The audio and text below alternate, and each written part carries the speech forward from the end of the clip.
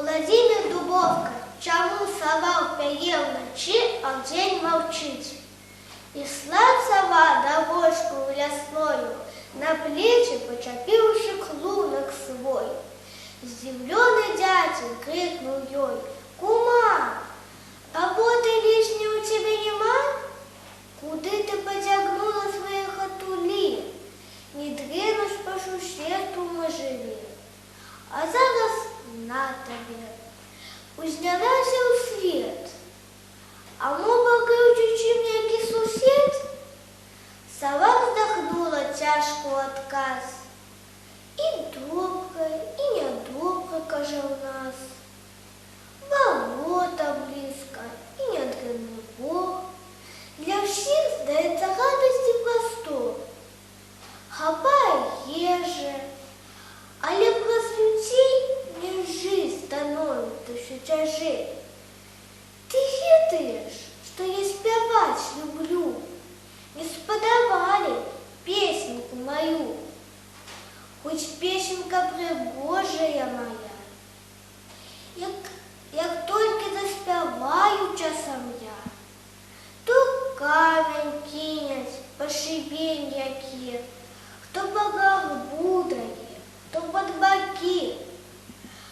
Один нават на древо с кием лез.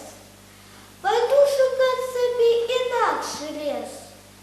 Пошире праве дятел каже той: «Ничего не более, я песенки твоей. Ты заспевай, да знаюся цяпер. Чаму няма спагадати цябе?» Сова ухнула сапаўшы дух. «Уха, уха, ух-ух. Твой бедный дятел до сука прирос, аж по спине его пошел мороз. Ну я, — пытается сова, — тишу.